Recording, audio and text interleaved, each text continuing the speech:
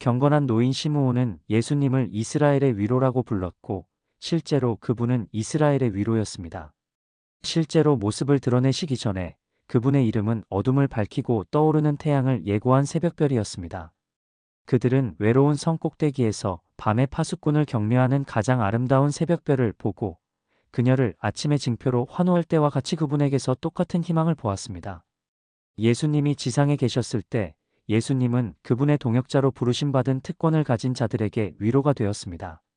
우리는 제자들이 그리스도께 얼마나 쉽게 달려들어가 자신들의 슬픔을 그분께 이야기할 것인지, 그리고 그리스도께서는 비할 데 없는 목소리와 어조로 부드럽게 말씀하시고 그들의 두려움이 사라지게 하실지를 상상해 볼 수 있습니다.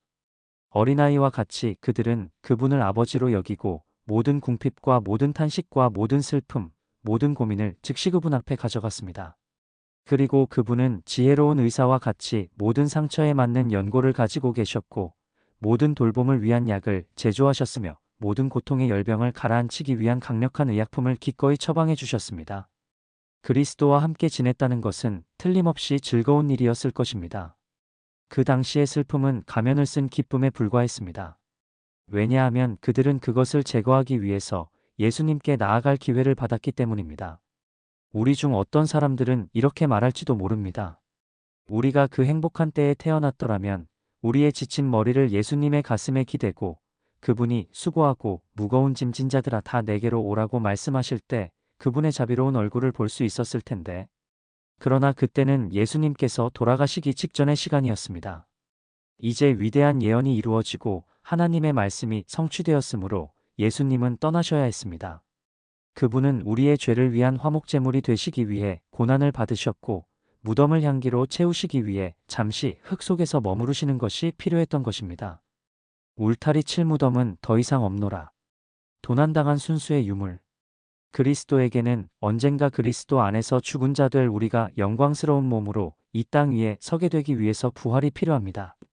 또 그분은 사로잡힌 자를 되찾고 지옥의 마귀를 결박하여 그들을 그분의 병거 바퀴에 매어 천국의 높은 언덕으로 끌어올려 그들을 치기 위해 높은 곳으로 올라가실 것이 필요합니다. 이것은 그분이 그들을 하늘 꼭대기에서 지하 깊은 심연으로 내리치실 때에 그들이 그분의 오른팔에 의해 두 번째 멸망하는 느낌을 주기 위해서입니다. 예수님은 내가 떠나가는 것이 너희에게 유익이라 내가 떠나가지 아니하면 보혜사가 너희에게로 오시지 아니할 것이오고 말씀하셨습니다. 예수님은 떠나가셔야 합니다. 울지어다 제자들이여. 예수님은 떠나가셔야 하리라. 예수님이라는 위로자 없이 홀로 남겨질 곤고한 사람들을 위해 애도하십시오. 그러나 예수님께서 얼마나 부드럽게 말씀하시는지 보십시오. 내가 너희를 고아와 같이 버려두지 아니하고 내가 아버지께 구하겠으니 그가 또 다른 보혜사를 너희에게 주사 영원토록 너희와 함께 있게 하리니. 그분은 그 몇 안 되는 불쌍한 양들을 광야에 내버려 두지 않으셨습니다. 그분은 그분의 자녀들을 버리고 고아로 내버려 두지 않으셨습니다. 비록 그분이 그분의 마음과 손을 사로잡고 있는 사명이 아무리 위대할지라도, 비록 그분이 우리가 그분의 그 위대한 지성조차도 과중한 짐을 지고 있다고 생각할 만큼 많은 일을 수행하고 있으시다 할지라도, 비록 그분이 너무나 큰 고통을 당하셨기 때문에 우리가 그분의 온 영혼이 견뎌야 했을 고통의 생각을 집중해야 했을지라도 그것은 그렇지 않았습니다. 그분은 떠나시기 전에 위로의 말씀을 하셨습니다. 그분은 선한 사마리아인처럼 기름과 포도주를 나누어 주셨습니다. 그리고 우리는 그분이 이렇게 약속하시는 것을 봅니다. 내가 아버지께 구하겠으니 그가 또 다른 보혜사를 너희에게 주실 것이다. 그분은 내가 그러했던 것처럼 또는 그것 이상으로 너희를 슬픔에서 위로할 것이며 너희의 의심을 없애줄 것이며 너희를 고통으로부터 위로를 주실 것이다. 그는 이 세상에서 나의 대리자가 될 것이요 나의 할 일을 대신할 것이며 너희와 함께 머물 것이다. 위로자 성령님에 대해 말씀드리기 전에 보혜사로 번역된 번역에 대해 한두 가지 말씀을 드려야겠습니다.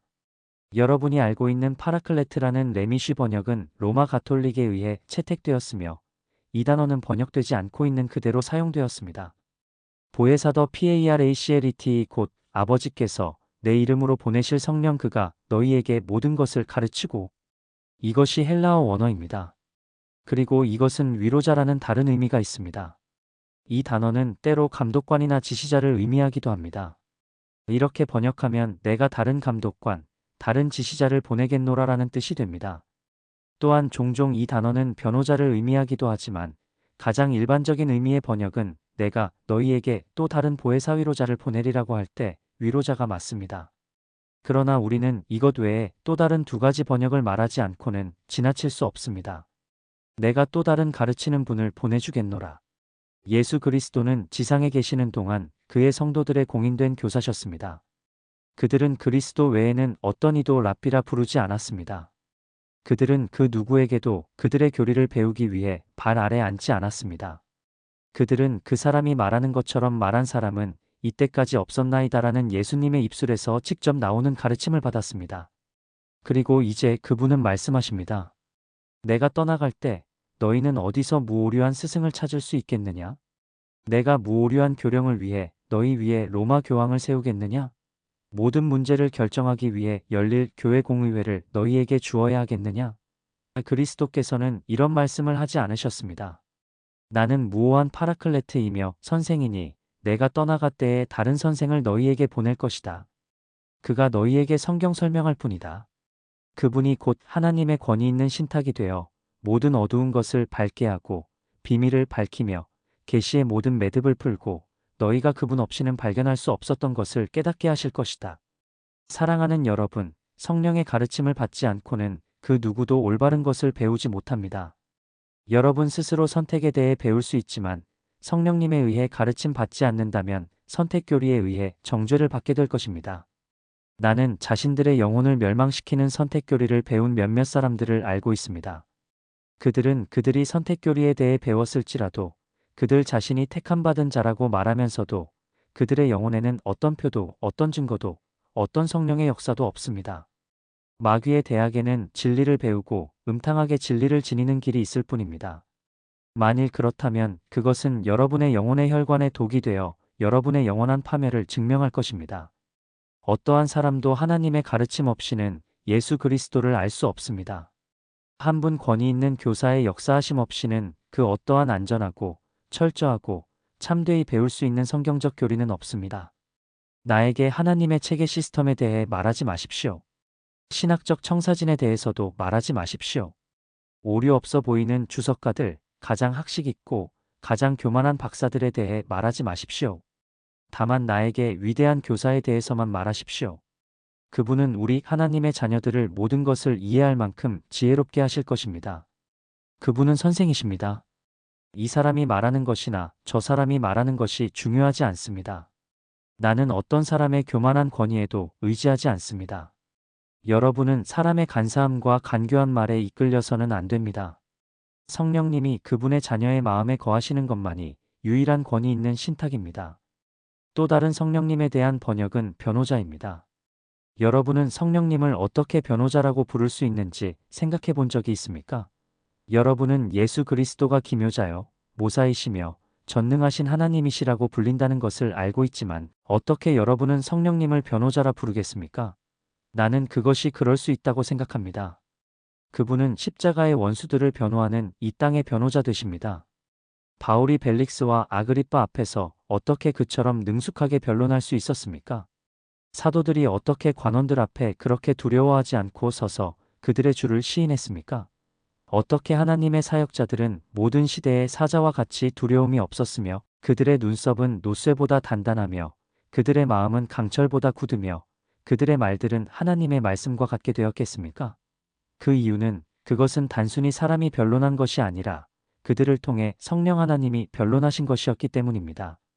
여러분은 열정적인 목사가 손을 높이 들고 눈물방울을 흘리며 사람들을 위해 기도하는 모습을 본 적이 없습니까? 여러분은 위대한 존 버년잔 버니언의 초상화를 보고 감탄한 적이 없습니까? 그가 하늘을 우러러보고 손에는 가장 귀한 책을 들고 입술에는 진리의 율법을 담고 등 뒤에는 세상을 지고 머리에는 금관을 쓴 채 마치 사람들을 위해 기도하는 모습으로 서 있는 그 모습 말입니다. 누가 그 목사에게 그렇게 복되고 귀한 것들을 주었습니까? 그의 능력은 어디에서 왔습니까? 그것을 대학교나 신학교에서 배운 것입니까? 아닙니다. 그는 그것을 야곱의 하나님께 배웠습니다. 그는 그것을 성령님께 배웠습니다. 왜냐하면 위대한 성령님이 그가 올바로 변호하는 방법을 가르쳐 주시기 때문입니다. 그러나 이것 외에도 성령님은 사람들의 마음에 주장하시는 분입니다. 나는 사람들이 성령님이 그들을 조명하시기 전까지 그들이 어떤 교리도 거부한다는 것을 알고 있습니다. 우리는 종종 진리를 변호하는 매우 형편없는 변론가입니다.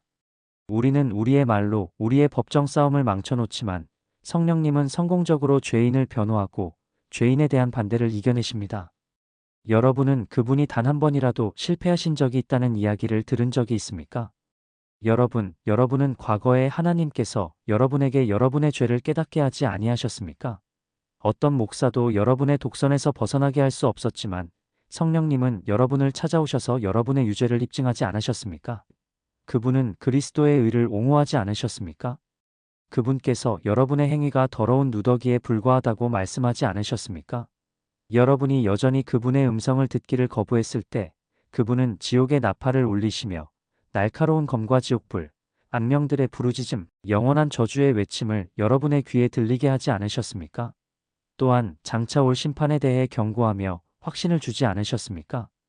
그분은 죄와 의와 장차 올 심판에 대하여 우리를 위해 변호하시는 최고의 변호자이십니다. 찬양 받으실 변호자이시여. 나의 마음으로, 나의 양심으로 간구합니다. 내가 죄를 지을 때 양심에 분명하게 말씀해 주십시오. 내가 잘못을 범할 때 즉시로 양심이 알게 하시고 굽은 길로 떠날 때에 의의 일을 변호하시고 하나님 보시는 나의 죄악을 알게 하옵소서. 그러나 성령이 파라클레토스라는 것에는 또 다른 의미가 있습니다. 즉 말할 수 없는 탄식으로 그분은 예수 그리스도와 함께 우리를 위해 중보하신다는 것입니다. 오 나의 영혼아, 너는 내 안에서 울 준비가 되어 있구나. 내 마음아, 너는 슬픔과 근심으로 가득하며 내 감정의 뜨거운 물결은 나의 정맥의 혈관을 가득 채우고 있구나. 나는 말하기를 갈망하나 내 중심의 소원은 내 입 밖에 나오지 않는구나. 나는 기도하고 싶으나 내 불타는 감정이 나의 말을 가로막구나. 말할 수 없는 탄식이라는 것이 있습니다. 그리스도께서 귀 기울이게 하시기 위하여 누가 그 탄식을 따라할 수 있으며 누가 그 하늘의 언어를 말하며 누가 그 천상의 언어를 입 밖에 낼 수 있겠습니까? 그렇습니다.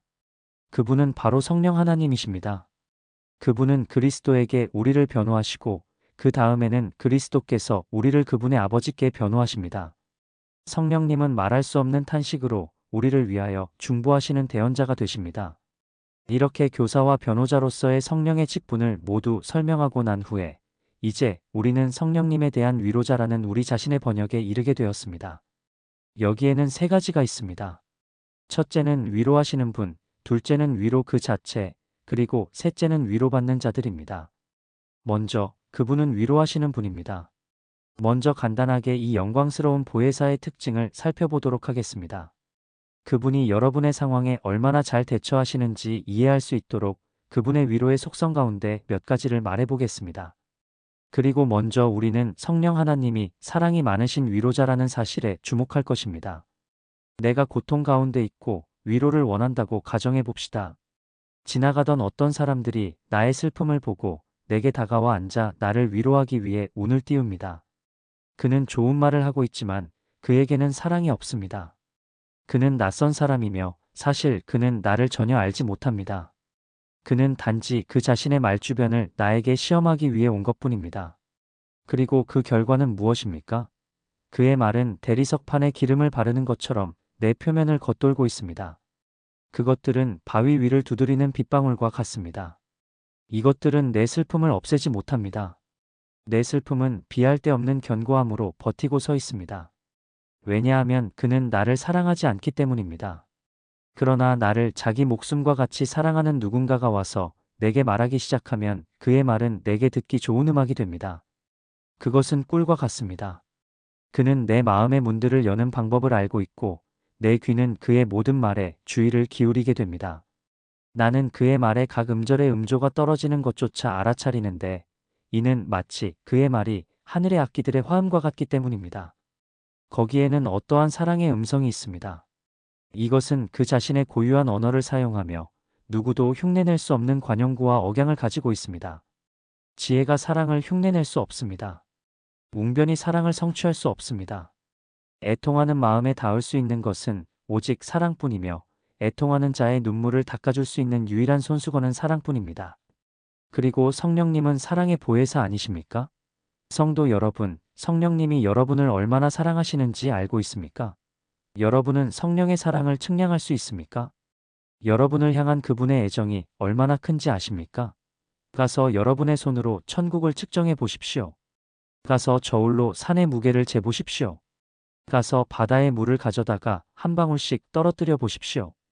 가서 바다의 넓은 해안에 있는 모래를 세어 보십시오. 여러분이 이것을 시도해 보았을 때 여러분은 그분이 여러분을 얼마나 사랑하시는지를 알 수 있을 것입니다.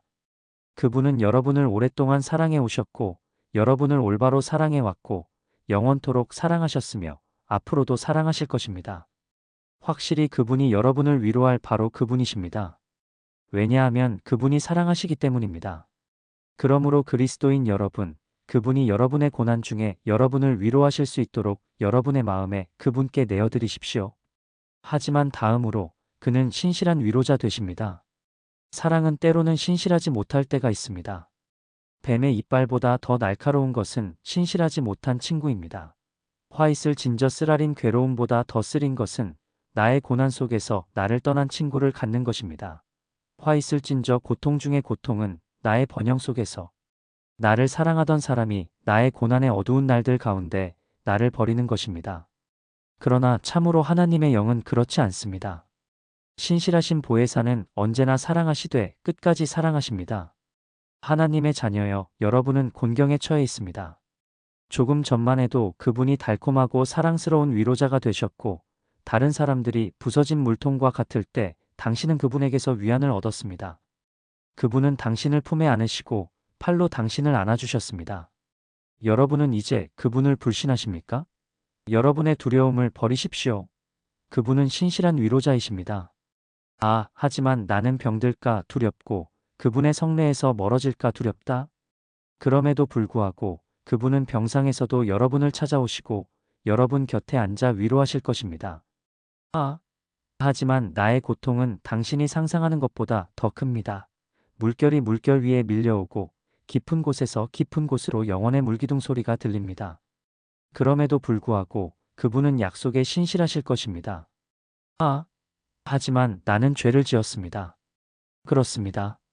당신은 죄를 지었습니다. 하지만 죄는 그분의 사랑에서 당신을 끊어놓지 못합니다. 그분은 여전히 당신을 사랑하십니다. 그렇습니다. 슬픔에 잠긴 하나님의 자녀여, 옛 죄의 상처가 당신의 아름다움을 손상시켰다고 해서 그분이 그대를 덜 사랑한다고 생각하지 마십시오. 그렇지 않습니다. 그분은 그대의 죄를 이미 아시고도 사랑하셨습니다. 그분은 그대의 모든 악행의 총량을 아시면서도 그대를 사랑하셨으며 지금도 그 사랑은 변함없습니다. 그분께 모든 믿음의 담대함을 가지고 나아가 여러분이 그분을 근심하게 했다고 그분에게 말하십시오. 그리하면 그분이 여러분의 방황을 잊으시고 다시 영접해 주실 것입니다. 그분의 사랑의 입맞춤이 여러분에게 수여될 것이며 그분의 은혜의 팔이 여러분을 안을 것입니다. 신실하신 그분을 믿으십시오. 그분은 결코 여러분을 속이지 않으실 것입니다. 그분을 믿으십시오. 그분은 결코 여러분을 떠나지 않으실 것입니다. 다시, 그분은 지치지 않은 위로자 되십니다. 나는 때때로 고난당한 사람들을 위로하려고 노력했습니다. 여러분은 때로 신경질적인 사람을 만나게 됩니다. 여러분은 당신의 문제는 무엇입니까? 라고 묻습니다. 여러분은 가능하다면 그것을 없애라는 말을 듣고 문제를 없애보기 위해 시도해 봅니다. 그러나 여러분이 문제를 포격하기 위해 포병대를 소집하는 동안 그 사이에 여러분은 포병이 자리를 옮겨 상당히 다른 위치로 옮겨갔다는 것을 알게 됩니다. 여러분은 여러분의 주장을 바꾸고 다시 시작해보지만 보십시오. 그것은 다시 사라지고 여러분은 또다시 당황합니다. 여러분은 헤라클레스가 영원히 다시 자라나는 히드라의 머리를 잘라내는 절망 가운데 여러분의 임무를 포기합니다. 여러분은 자신을 족쇄에 가두고 열쇠를 던져 아무도 열 수 없도록 한 위로할 수 없는 사람들을 만납니다. 나는 절망의 족쇄에서 몇 가지를 발견했습니다. 그들은 나는 고통당하고 있는 사람입니다. 친구여, 나를 불쌍히 여겨주십시오라고 말합니다. 그러나 그런 사람들을 위로하려고 하면 할수록 그들은 더 상태가 안 좋아지게 됩니다. 그러므로 진심으로 우리는 그들이 과거의 기쁨의 무덤 사이에서 홀로 방황하도록 내버려 둡시다. 그러나 성령님은 그분에게 위로받고자 하는 이들에게 결코 냉담하지 않으십니다. 그분은 우리를 위로하려 하지만 우리는 그분이 베푸신 근사한 음식으로부터 도망합니다. 그분은 우리를 치료하기 위한 물약을 주셨지만 우리는 그것을 마시지 않습니다. 그분은 우리의 모든 문제를 없애기 위한 약을 주시지만 우리는 그것을 멀리했습니다. 그럼에도 불구하고 그분은 우리가 위로를 받지 않겠다고 할지라도 우리를 위로하시며 우리를 돌보시고 자신이 하신 말씀을 이루십니다. 그분은 우리의 모든 죄와 우리의 모든 불평으로 인해 지치지 아니하실 것입니다. 그리고 보혜사 성령님은 얼마나 지혜로우십니까? 욥에게는 위로자가 있었습니다. 그러나 나는 욥이 너희는 다 재난을 주는 위로자들이로구나 라고 말했을 때 그가 말한 것이 사실이었다고 생각합니다. 그들은 스스로를 지혜롭다고 여겼습니다. 그리고 청년 엘리후가 일어나서 말했을 때 그들은 그가 아주 교만하다는 생각을 가지고 있다고 생각했습니다. 그들은 연로하고 존경받는 원로 아니었습니까? 그들이 욥을 위로하지 못한다면 누가 그럴 수 있었겠습니까? 그러나 그들은 욥의 고난의 원인을 찾아내지 못했습니다. 그들은 욥이 참된 하나님의 자녀가 아니며 독선적이라고 생각했으며 그에게 잘못된 처방을 했습니다. 의사가 질병을 잘못 알고 잘못된 처방을 하여 환자를 죽이는 것은 나쁜 일입니다. 때로 우리는 사람들의 병을 오판하여 그들에게 전혀 필요하지 않는, 그래서 차라리 이와 같이 지혜롭지 못한 사람들에게 위로받는 것보다는 그냥 혼자 내버려 두는 것이 더 나을 것 같은 사람들을 찾아가 신방하게 됩니다. 위로받아야 할 이는 오히려 그들입니다. 하지만 성령님이 얼마나 지혜로우십니까? 그는 영혼을 가져다가 식탁 위에 올려놓고 순식간에 영혼을 해부하십니다. 그분은 문제의 근원을 알아내고 불평이 있는 곳을 보고 무엇인가 잘라내야 할 곳에 칼을 대시고 상처가 난 곳에 연고를 바르십니다. 그분은 결코 실수하지 않으십니다. 찬양받기에 합당하신 성령이여, 당신은 얼마나 지혜로우신지요. 가장 지혜로운 위로를 가져다 주시는 분은 당신뿐입니다. 그런 다음 보혜사 성령께서 얼마나 안전한지에 주목하십시오. 모든 편안한 것이 곧 안전한 것은 아닙니다. 주의하십시오. 어떤 곳에 매우 우울한 청년이 있었습니다. 그가 어떻게 되었는지 아십니까? 그는 하나님의 집에 들어가 권위 있는 설교자의 말을 들었고 그 말씀은 복되어 그는 자신의 죄를 깨닫게 되었습니다. 그가 집에 돌아갔을 때 그의 아버지와 다른 이들은 그에게 무언가 달라졌음을 발견했습니다. 그들은 존이 미쳤군, 미쳤어라고 말했고 그의 어머니는 얘를 일주일 동안 시골에 보내서 무도회나 극장에 가도록 하거라고 말했습니다. 여러분, 그곳에 위로가 있습니까? 그렇지 않습니다. 그것들은 나를 더 안 좋게 만들었습니다. 왜냐하면 내가 거기에 있는 동안 지옥이 열려 나를 집어삼킬 수도 있다고 생각했기 때문입니다. 세상의 화려함 속에서 위로를 찾으셨나요? 그렇지 않습니다. 시간 낭비입니다라고 말합니다. 이것은 비참한 위로지만 바로 이것이 세상 사람들의 위로이며 그리스도인이 고난을 당할 때 이 치료법과 다른 치료법을 추천할 수 있는 사람은 얼마나 되겠습니까? 가서 이런저런 목사님의 설교를 듣고 집에 가서 친구가 몇몇을 만나고 이런저런 위로해주는 책을 읽으십시오. 그러나 이것은 아마도 세상에서 가장 위험한 조언일 것입니다. 마귀는 때때로 거짓 위로로서 사람들의 영혼에 다가와 회개에 대해 이렇게 애타게 할 필요가 무엇이겠느냐? 너는 다른 사람들보다 더 나쁠 것이 없다. 그리고 그는 영혼의 교만함이 성령의 참된 보증이라고 믿게 하려고 노력할 것입니다. 많은 사람들이 어린아이처럼 잠을 재우기 위한 약물에 의해 파괴되었습니다. 그리고 평화가 없는 가운데 많은 사람들이 평화, 평화로다라고 외쳤지만 결국 그 외침은 파멸을 초래했습니다.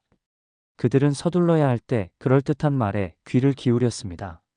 클레오파트라의 독사는 꽃바구니 속에 숨겨져 있었고 종종 합리적이고 달콤한 말 속에 인간의 파멸이 숨어 있습니다. 그러나 성령의 위로는 안전합니다. 여러분은 그 위에서 안식할 수 있습니다. 그분이 말씀하시면 그 말은 실체가 있을 것입니다. 그분으로부터 위로의 잔을 받으면 그것을 다 마시고 나면 그 안에는 아무런 애도 없고 취하거나 멸망하게 할 것이 전혀 없으며 모든 것이 안전할 것입니다. 또한 성령님은 행하시는 위로자이십니다. 그분은 말로 위로하지 않고 행동으로 위로하십니다. 누군가는 덥게 하라, 배부르게 하라라는 헛된 사람의 말에서 위로를 받습니다. 그러나 성령님은 실제로 주시고 예수님과 함께 중보하시며 우리에게 약속을 주시고 은혜 주시고 그리고 그렇게 우리를 위로하십니다. 다시 주의하십시오. 그분은 항상 성공하는 위로자이십니다. 그분은 자신이 성취하실 수 없는 일을 시도하지 않으십니다. 마지막으로 그분은 항상 함께하는 위로자이시므로 여러분은 이분을 떠나보낼 필요가 없습니다. 여러분의 하나님은 항상 여러분 가까이에 계십니다. 그러므로 여러분이 고난 가운데 위로가 필요할 때에 보십시오. 말씀이 여러분에게 가까우며 말씀이 여러분의 입에 있고 여러분의 마음에 있습니다. 그분은 고난의 때에 항상 곁에 계시는 도움 되십니다.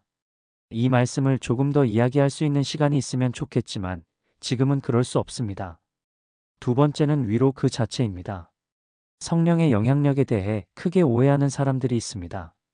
어떤 어리석은 사람은 자신이 교회 강단에 올라가 설교하기를 바랐습니다. 실제로 그에게는 그 임무를 수행할 능력이 전혀 없었지만 그는 어떤 목회자를 찾아가 자신이 그의 교회에서 설교해야 한다는 것에 대해 성령님의 인도받았다고 엄숙하게 말했습니다. 그러자 그 목사는 그렇군요. 물론 나는 그대의 말을 의심하지 않습니다. 그러나 그대가 설교하는 것이 내게도 계시되지는 않았기 때문에 그 전까지는 그대는 그대의 일을 하도록 하십시오라고 답했습니다. 나는 많은 광신자들이 성령께서 그들에게 이것과 저것을 계시하셨다고 말하는 것을 들었습니다. 그러나 그것은 일반적으로 터무니없는 일로 밝혀집니다. 성령님은 오늘날 새로운 것을 계시하지 않으십니다.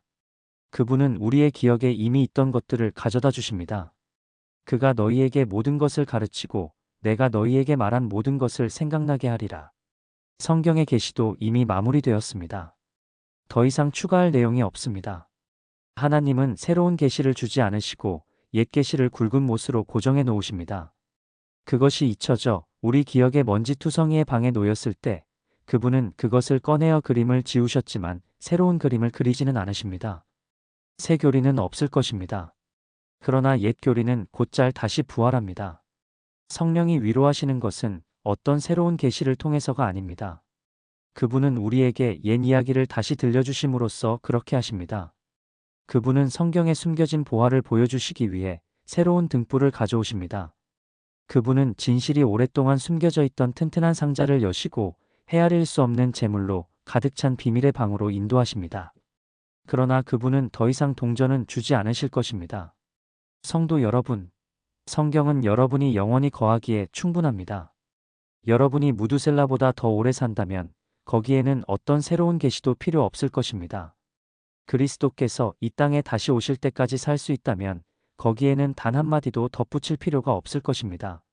만일 여러분이 다윗처럼 깊은 곳으로 내려가거나 요나가 말한 대로 지옥의 뱃속으로 내려간다면 성경에는 보충하는 설명 없이도 충분한 위로가 될 것입니다. 그리스도께서는 그가 내 것을 가지고 너희에게 알리시겠음이라고 말씀하십니다.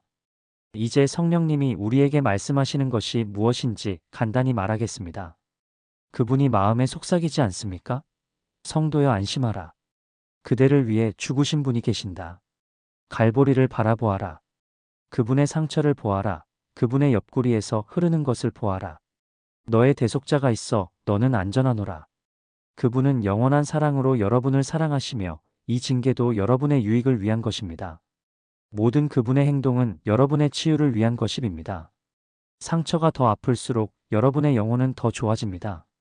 주께서 그 사랑하시는 자를 징계하시고 그가 받아들이시는 아들마다 채찍질하심이라. 여러분의 고난 때문에 그분의 은혜를 의심하지 말고 그분이 기쁨의 때와 같이 고난 가운데서도 여러분을 사랑하신다는 것을 믿으십시오. 그리고 나서 너의 주님의 고난에 비하면 너의 모든 고난이 무엇이냐? 예수의 고뇌의 저울에 달아보면 너의 모든 괴로움은 무엇이냐? 그리고 특별히 때로 성령님은 하늘의 휘장을 거두시고 영혼이 위의 세계의 영광을 보도록 하십니다. 그러면 성도는 당신은 나의 보혜사이십니다. 라고 말할 수 있습니다. 거침없는 홍수가 몰아치고 슬픔의 폭풍이 몰려오게 하라. 나의 집, 나의 하나님, 나의 천국으로, 나의 전부로 무사히 도착할 수 있기를.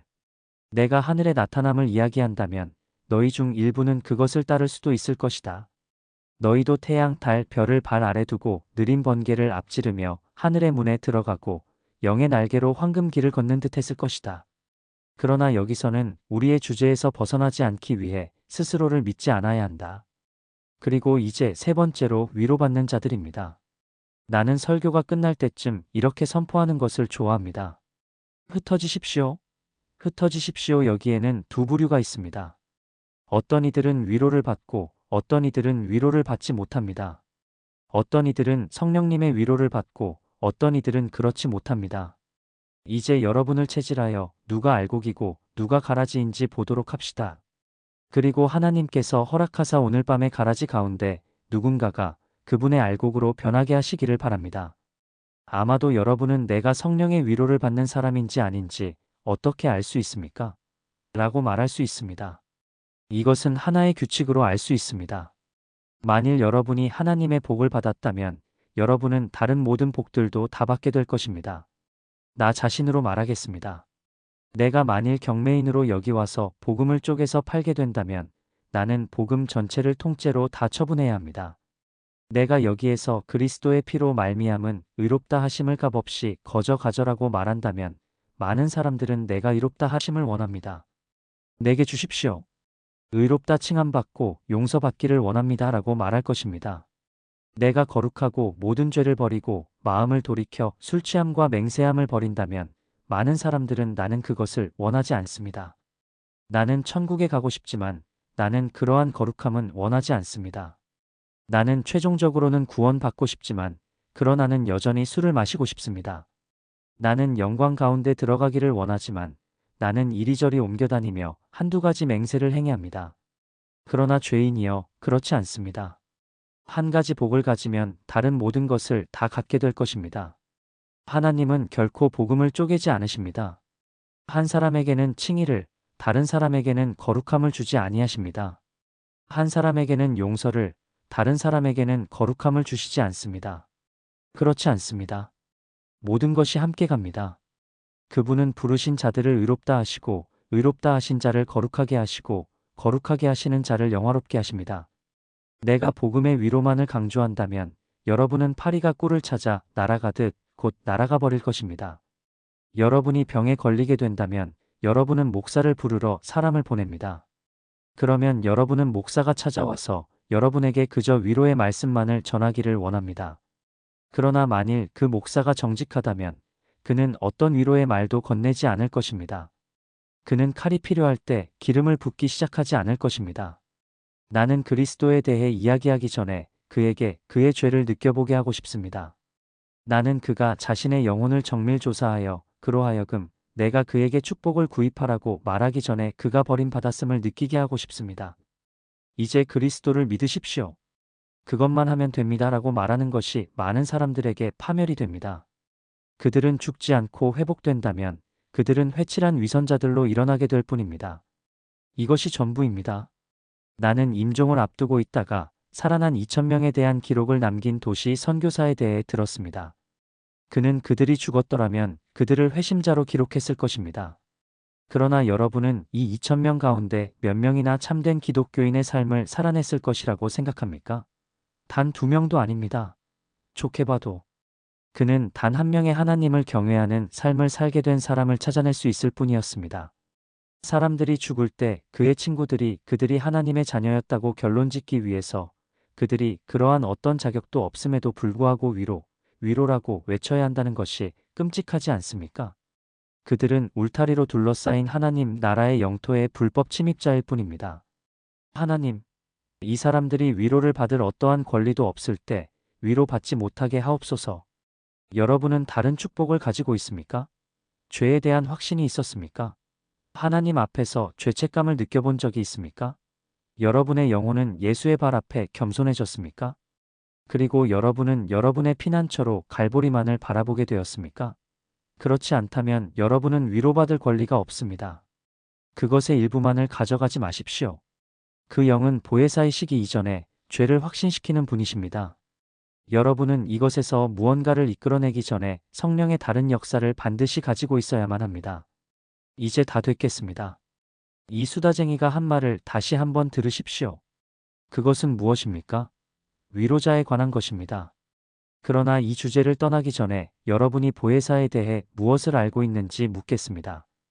이 예배당의 계단을 내려가기 전에 여러분 각자는 이 엄숙한 질문에 떨며 답하십시오. 여러분은 보혜사에 대해 무엇을 아십니까? 비참한 영혼들이여, 만일 여러분이 보혜사를 알지 못한다면 여러분이 곧 알게 될 것을 말하겠습니다. 여러분이 이 땅의 보혜사를 알지 못한다면 여러분은 이 땅의 심판자를 알게 될 것입니다. 내세에서 저주를 받아 영원한 불지옥에 들어갈지어다라고 소리칠 심판자를 알게 될 것입니다. 휘필드는 이 땅아, 이 땅아, 이 땅아, 주님의 말씀을 들을지어다 라고 외칠 수 있습니다. 우리가 여기에서만 영원히 살려면 여러분은 복음을 쪼개놓을 수 있습니다. 여러분이 여러분의 생명을 잠시 빌린다면 여러분은 보혜사를 멸시할 수도 있습니다. 그러나 그러한 여러분은 반드시 죽어야만 합니다. 우리가 마지막으로 모인 이후 아마도 몇몇은 그들의 그리운 옛 고향으로 돌아갔을 것이고, 우리가 이 성전에서 다시 만나기 전에 그중 일부는 하늘의 영광된 분들 가운데, 또 다른 일부는 저주받은 자들 가운데 거할 것입니다. 여러분은 어디에 거하게 되겠습니까? 여러분의 영혼이 답하게 하십시오. 오늘 밤 여러분이 의자에 쓰러져 죽거나 문 앞에 서게 된다면 여러분은 어디에 있겠습니까? 천국입니까? 아니면 지옥입니까? 자신을 속이지 마십시오. 양심이 온전히 작동하게 하십시오. 하나님 보시기에 여러분은 이렇게 말할 의무가 있습니다. 나는 나의 분깃이 믿지 아니하는 자들과 같이 될까 두렵다. 그리고 이 말씀에 잠시만 귀 기울여 보십시오. 그러면 이제 나는 여러분에게 더할 말이 없습니다. 믿고 세례를 받는 사람은 구원을 받을 것이요, 믿지 않는 사람은 정죄를 받으리라. 진절머리난 죄인과 지옥의 죄인들이여, 마귀에게 버림받은 자들이여, 불량배들, 방탕한 자들, 창녀 강도 도둑 간음하는 자, 음행하는 자, 술 취한 자, 맹세하는 자, 주의를 범하는 자들이여 모두 들을지어다. 나는 여러분과 나머지 모든 사람에게 말합니다. 나는 어떤 사람도 제외하지 않습니다. 하나님은 이것에 예외가 없다고 말씀하셨습니다. 누구든지 예수 그리스도의 이름을 믿는 자는 구원을 얻으리라. 죄는 울타리가 아니며 죄책감은 방해물이 아닙니다. 이 밤에 누구든지 마귀와 같이 검고 악령과 같이 더러울지라도 누구든지 믿는 자는 모든 죄사함을 받고 모든 범법이 용서되며 모든 죄가 없게 됨을 받을 것입니다. 여러분은 주 예수 그리스도 안에서 구원을 얻을 것이며 안전하고 확실하게 천국에 설 것입니다. 이것이 영광스러운 복음입니다. 하나님께서 이것을 여러분의 마음 가운데 주시고 여러분에게 예수 안에 믿음을 주시기를 기원합니다. 우리는 설교자의 말을 들었노라. 이제 그분의 진리가 나타났다. 그러나 우리는 영원한 보좌로부터 위대한 교사를 원하노라. 적용은 하나님 홀로의 일이라네.